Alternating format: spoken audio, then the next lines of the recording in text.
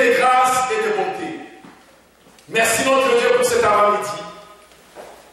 Père, merci pour ce moment glorieux. Nous avions chanté à la gloire de ton nom. Nous t'avions dit, Seigneur, que notre Dieu, tu es merveilleux.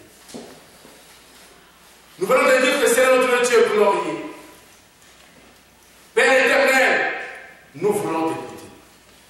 Nous voulons nous abandonner entre tes saintes mains. Nous te demandons, Seigneur, par le Saint-Esprit, ouvre ta bouche, parle-nous. Dis-nous, Seigneur, ce que tu as à nous dire ce matin. Saint-Esprit, je me remets dans ta miséricorde. Je prends ma place dans le Seigneur Jésus. Je prie au nom de Jésus que ce que je prépare, ce que je sais, et que tu l'enlèves. Mais notre Dieu, ce qui est bon pour ton peuple, ce qui est bon pour cette assemblée, et que tu le donnes. Ils sont venus ici pour toi. Ils ont besoin de t'écouter. Dieu permet que je sois effacé et que tu t'élèves au travers de moi. Qu'au travers de ta parole, que quelqu'un dans cet endroit puisse recevoir la vie et que cette parole apporte la victoire dans ces combats spirituels. Seigneur, tout ce qui n'est pas de toi, je les lis au nom de Jésus et je les recommande d'aller dans l'église arrive. Je viens lier la reine du ciel, la reine de la terre, la reine des eaux, la puissance des sorcelleries. Père, je le dis au nom de Jésus. Toutes les manigances qui ont été faites dans cet endroit, je les détruis au nom de Jésus. Père, je libère ton église. Je libère ta parole. Dieu parle. Lève-toi et que nos ennemis dispersent. Ceux qui nous haïssent, fuient devant ta face, Père. Dans le nom de Jésus. Amen. Amen. Donc aujourd'hui, je parle des prières agressives des psalmistes. Amen. Les prières agressives des psalmistes. Les psalmistes n'est rien d'autre que la personne ou les noms des personnes qui ont écrit les psaumes. David faisait des prières agressives. Amen. Est-ce que vous êtes là? S'il vous plaît, nous parlons d'un sujet que j'aimerais que nous puissions encore nous élever. Ça fait un bout de temps où le froid glacial nous a glacés. On est entré dans le froid, nous sommes entrés dans nos couvertures et nous sommes restés longtemps dans nos couvertures. Et aujourd'hui, il va faire, je pense, que plus de 15 degrés. Donc, ce serait inutile de rester encore sous ces couvertures. Amen. Nous allons nous réveiller à partir de maintenant pour entamer les prières agressives. Donc, les prières agressives des psalmistes. Nous allons aller dans ces enseignements pendant 4 dimanches, d'autant plus que nous n'avons pas les vendredis. Mais nous allons nous retourner dans notre édition. Les combats spirituels et la délivrance. Les prières ou les prières agressives des psalmistes. Je disais que David faisait des prières qui étaient agressives. Un chrétien, quand il prie, tu n'es pas appelé de faire des prières. Seigneur, tu connais, je suis le premier-né de ma mère. C'est moi qui ai venu choper la main. Ma mère n'a pas. Non. Alléluia. David faisait des prières qui étaient agressives. Et ces prières tourmentaient les mondes des ténèbres. Amen. S'il te plaît, mon cher ami, le pasteur Edwin, lisez pour nous les psaumes chapitre 3, verset 8. Les psaumes chapitre 3e, verset 8. Et nous allons tourner tous nos Bibles ensemble. Nous allons étudier la Bible. Nous étudions tous ensemble. Nous faisons l'étude biblique. C'est dimanche. Nous n'avons pas un mercredi pour étudier la Bible. Mais nous allons profiter aujourd'hui pour étudier les psaumes. Les psaumes chapitre 3, verset 8e. Interviens, Seigneur, ô mon Dieu, au secours. Voilà, tu frappes à la joue de mes ennemis. Tu casses les dents aux méchants. Amen. Écoutez les mots de David.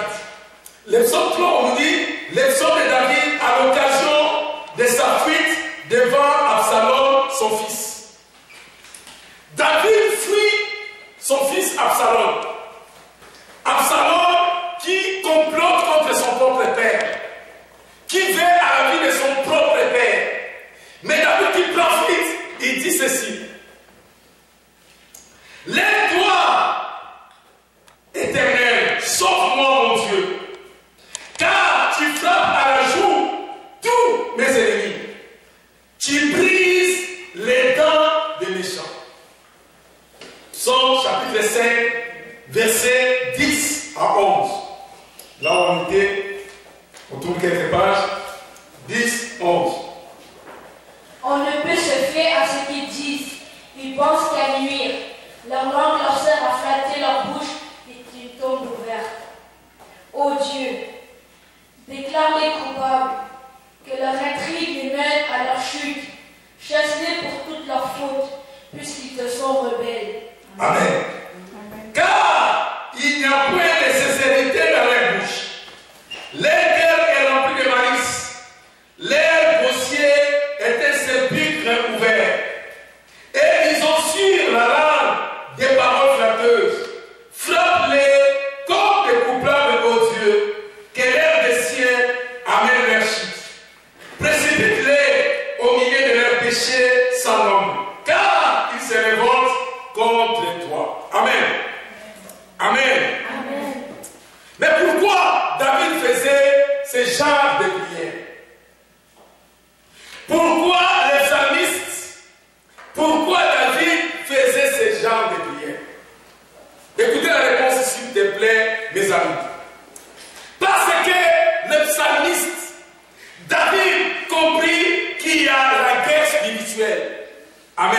Amen. Il y a les combats qu'on appelle spirituels.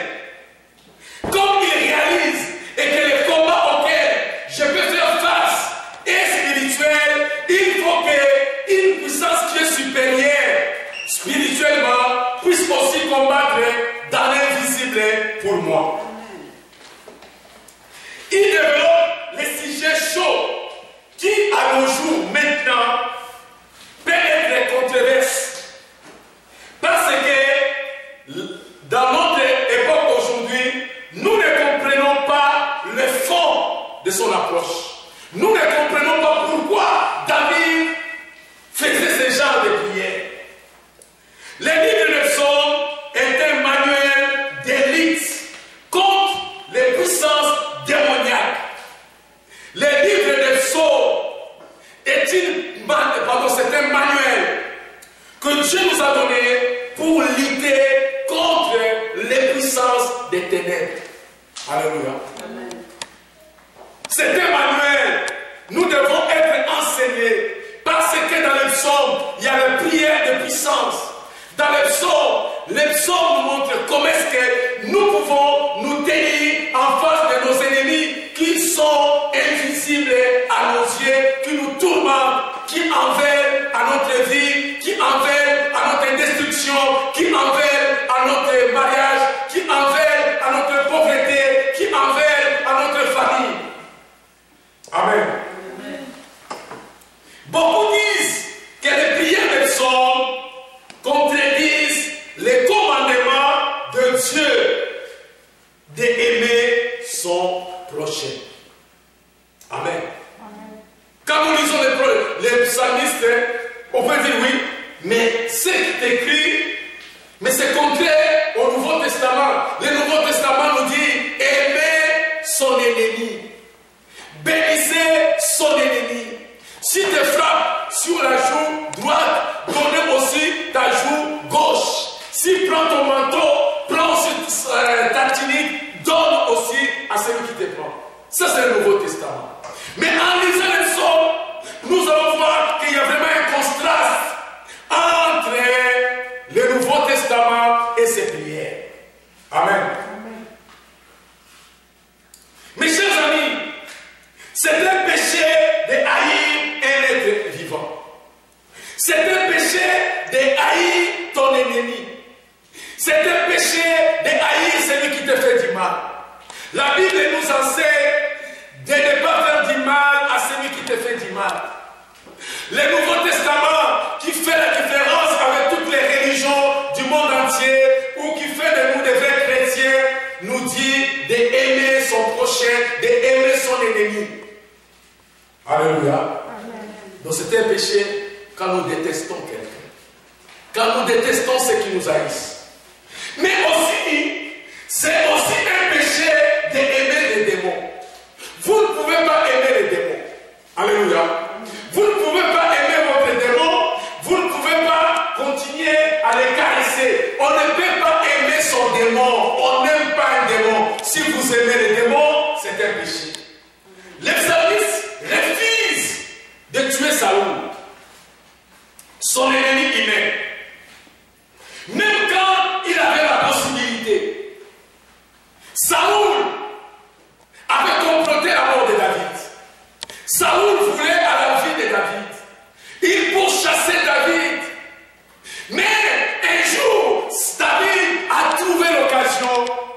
Saoul, Saoul dormait.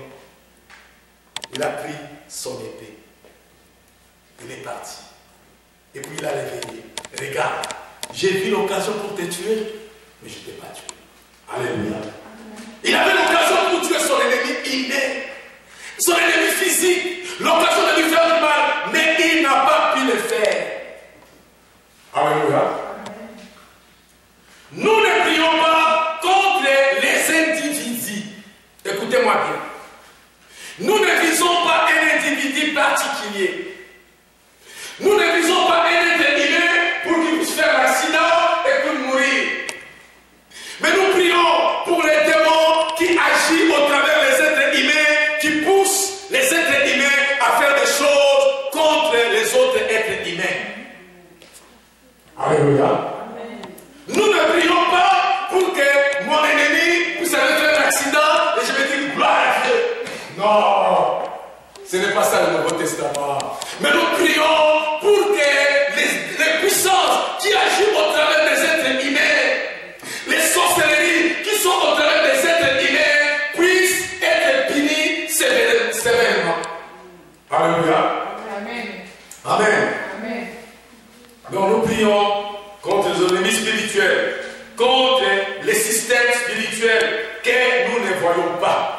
Nous prions contre les systèmes spirituels que nous ne voyons pas. Dieu s'est choisi d'être celui qui combat pour nous. Amen. Amen. Mais pourquoi Dieu dit, je suis celui qui combat pour vous? C'est quoi le résultat d'un combat? Si il y a des armées qui s'affrontent, c'est quoi le résultat? Quand des militaires, des camps opposés se rencontrent, c'est quoi le résultat? La finalité entre ces deux militaires finira, il faut que l'un puisse mourir. Alléluia. Amen.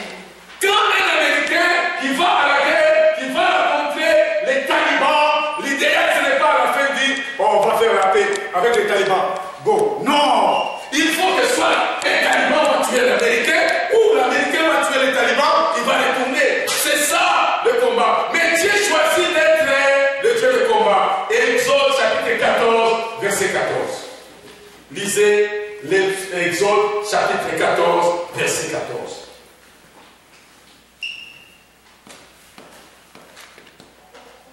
Le Seigneur va combattre à votre place. Vous n'aurez pas à intervenir. Amen. L'autre version dit, vous garderez le silence. L'Éternel combattra pour vous.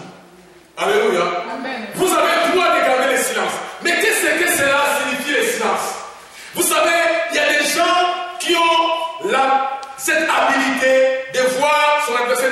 Écoutez, je t'ai vu la nuit, tu es venu pour m'appeler, tu as fait ceci, je t'ai vu la nuit. Il y a beaucoup de gens qui ont ce courage-là. Amen. Amen. Et nous savons le résultat. On finit par casser, par briser nos relations interpersonnelles. Alléluia. Amen. Dieu ne dit pas d'aller voir ton ennemi, d'aller dire, écoutez, je t'ai vu, tu es sorcier, tu m'as fait ceci, c'est toi. Dieu ne dit pas d'aller voir ton père et ta mère, à partir d'aujourd'hui, tu n'es plus mon père, tu n'es plus ma mère, ma vie est cachée à cause de toi, maintenant c'est fini. Dieu dit, vous garderez silence. Vous comprendrez bien que celui-ci ou celle-ci est ton ennemi spirituel. Il y a des puissances démoniaques en lui qui te combattent. Mais toi, tu vas garder le silence parce que moi, je vais combattre à ta place contre les puissances spirituelles qui est sur ton adversaire. Voilà. Nous n'avons pas le droit d'attaquer nos ennemis. Nous n'avons pas le droit d'aller les voir chez eux. Nous n'avons pas le droit d'appeler les polices pour aller les attaquer. Ce serait les diffamations. Parce que vous n'avez pas de preuves de dire que telle personne est un sorcier ou c'est une sorcière qui envers à ma vie. Ce sont des choses spirituelles. Il faut que celui qui est spirituel, qui voit les choses spirituellement, puisse combattre à votre place. C'est ce qu'on appelle, vous garderez le silence. L'Éternel combattra pour vous. Quand vous gardez silence, vous comprenez que cette personne c'est mon ennemi spirituel. Dieu me montre que c'est cette personne, le mal qui vient dans ma vie, ça vient de cette personne là m'attaque. Donc ce n'est pas la personne en tant que telle, mais ce sont des démons qui sont dans la personne qui vient m'attaquer. Alors je vais garder silence, je ne vais pas l'offenser, même si je l'offense, ça ne donnera absolument rien. Mais Dieu combattra pour moi, et moi, je vais faire des prières de façon que les anges de Dieu qui font des combats puissent combattre les puissants des ténèbres qui sont sur cette personne, et à la fin de compte, que je puisse avoir la victoire. Deuxième point, la vengeance n'est pas à l'homme, mais Dieu sait qui peut venger sur quelqu'un. Deutéronome, chapitre 32, verset 35. La vengeance n'est pas à l'homme, mais à Dieu seul. Deutéronome, chapitre 32, verset 35.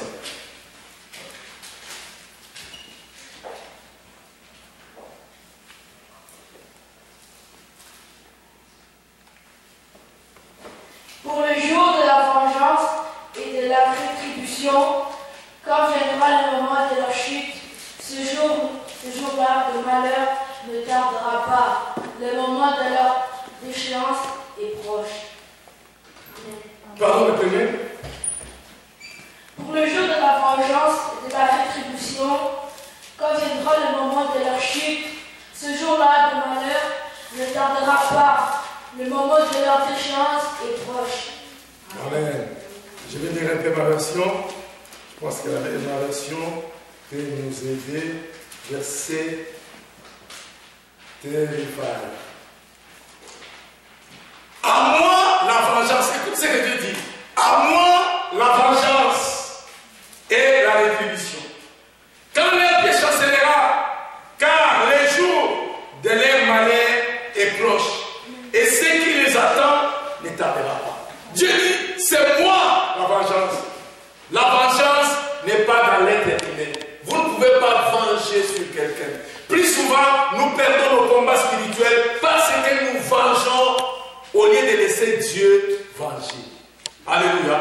Amen. Quand tu venges, c'est-à-dire Dieu dit, il ou elle est capable de faire face avec ses adversaires spirituels. Il te laisse venger. Mais quand tu laisses la vengeance à Dieu, Dieu sait comment il peut venger les puissants des ténèbres qui veut ou qui en veulent à ta vie.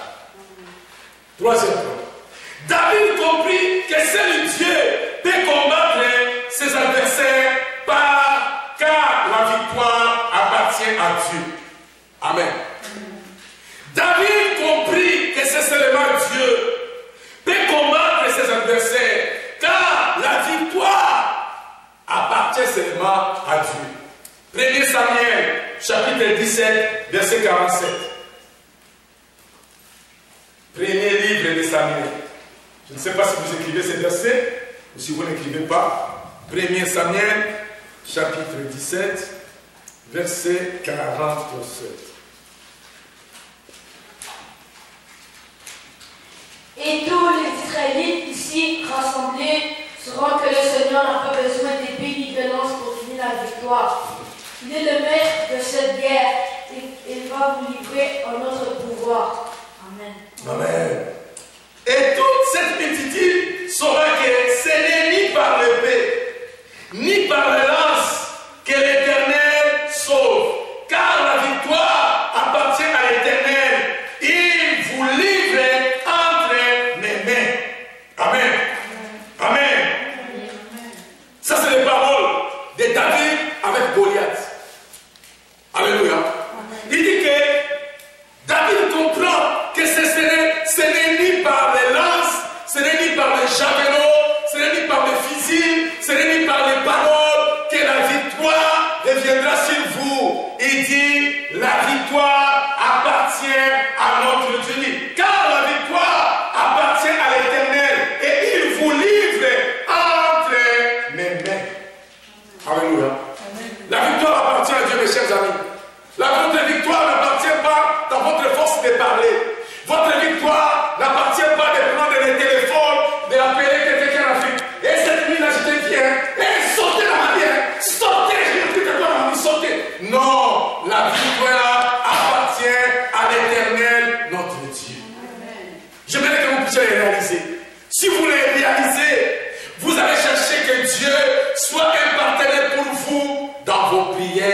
dans vos combats spirituels. Et si vous le comprenez aussi, vous allez comprendre que vous allez faire des prières agressives. En faisant ces prières agressives, vous n'adressez pas le mal à quelqu'un, mais vous adressez que ces prières, que Dieu puisse frapper les démons. Dieu ne peut pas avoir pitié des démons et vous ne pouvez pas non plus avoir pitié des démons. Alléluia. Vous ne pouvez pas avoir pitié des démons. Lisons les psaumes 35, 1 à 10. Les psaumes 35, 1 à 10.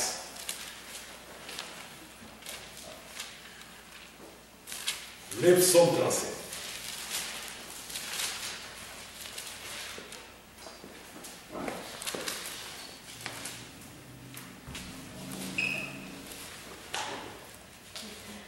Du recueil de sa vie. Seigneur, sois l'adversaire de mes adversaires. Fais la guerre à ceux qui me font la guerre. Empoigne les petits et les grands boucliers. Interviens pour me secourir. Brandis la lance et la hache à double tranchant contre ceux qui me persécutent. J'attends que tu me dises, c'est moi qui va te sauver. Honte et déshonneur à ceux qui veulent ma mort, qui reculent déçus dans leur espoir, ceux qui projettent de me faire mal. Qu'ils soient comme une paille emportée par le vent, que l'ange du Seigneur les pourchassera, que la route devienne sombre et glissante, quand l'ange du Seigneur les poursuivra. Sans qu'ils aient à rien me reprocher, ils ont préparé un piège pour moi. Ils ont creusé une fosse pour que j'y tombe. Qu'un désastre imprévu les atteigne, qu'ils soient pris à leur propre piège et tombent dans la fosse qu'ils ont creusée. Mais moi, je serai plein de joie grâce au Seigneur. Je pourrai me réjouir de son secours. Du plus profond de mon être, je dirai, Seigneur, tu n'as pas ton pareil. Tu délivres les pauvres des adversaires trop forts pour lui. Tu délivres les malheureux de ceux qui les dépouillaient. Amen. Amen. Éternel, défends-moi contre mes adversaires. Éternel, combat ceux qui me combattent. Saisis les petits et les grands boucliers. Élève-toi pour me secourir. Brandis la lance et les javelots contre mes persécuteurs. Dis à mon âme, je suis ton bouclier. Il y a un musicien là de chez nous là, qui chantait ces chants. Il dit, lève-toi mon Dieu. Ça, je pense que c'est la gaëlle. Lève-toi mon Dieu. Oh, brandis ton javelot contre mes ennemis. Et je ne connais pas bien les cantiques et les chants. Dis à mon âme, je suis ton bouclier. Amen. Amen. Écoutez David qui parle à Dieu. Il dit à Dieu de combattre ceux qui les combattent. Parce que David savait qu'il ne peut pas combattre ses adversaires. Il ne peut pas combattre ses adversaires spirituels. Il peut avoir l'armée avec lui. Il peut avoir les soldats avec lui. Il peut avoir des fusils avec lui. Mais il ne peut pas faire quelque chose. Il dit, combat ceux qui me combattent. Mes chers amis, il n'est pas qu'un péché de dire à Dieu de combattre ceux qui te combattent. Alléluia. Amen. Il n'est pas du mal de dire à Dieu de combattre ceux qui te combattent. Alléluia. Amen. Tu ne sais pas ce qui te combat. Tu peux tâtonner et que c'est nécessaire. Ou tu peux rêver telle personne. Tu peux voir les visions de cette personne. Mais en principe, les visions de cette personne veulent tout simplement t'identifier que le modèle de cette personne peut être telle personne. Mais ce n'est pas l'autre personne que tu as vue. Alléluia. Dans nos prières agressives, nous avons droit de demander à Dieu, Seigneur, combat ceux qui me combattent. Parce que la victoire devient à l'éternel. David commence, lui, combat ceux qui me combattent. Combat ceux qui me combattent. Saisis les petits et les grands boucliers. Lève-toi et pour me secourir. Brandis ton javelot contre mes ennemis. Brandis ta lance. Brandis ton javelot contre mes ennemis. Mais ton ennemi, permettez-moi encore de te rappeler, n'est pas un être humain. Ton ennemi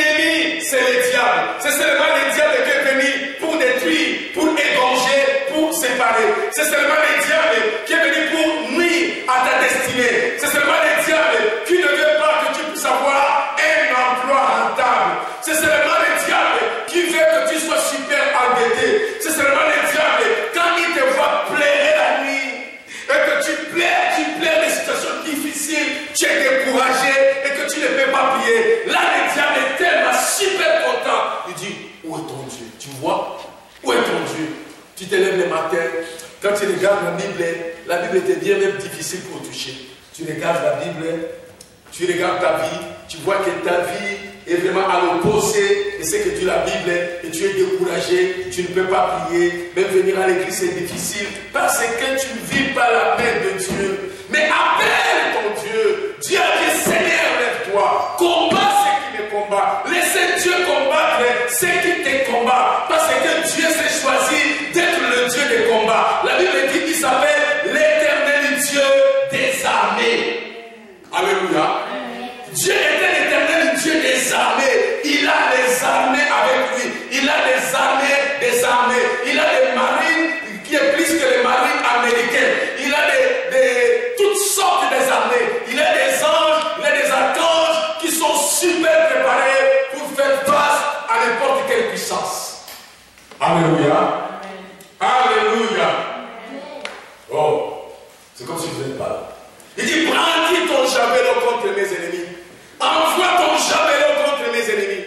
Et que mes ennemis qui envers à ma vie, qui envers à ma souffrance, puissent voir ton javelot. Tu vois des flèches venir vers eux. Mais l'ennemi, je répète, n'est pas une personne, mais les puissances spirituelles qui revêtent une personne. Quand une personne est revêtue de la puissance de sorcellerie, ce n'est pas la personne. La sorcellerie lui pousse à la fois à faire des choses qui sont contre nature.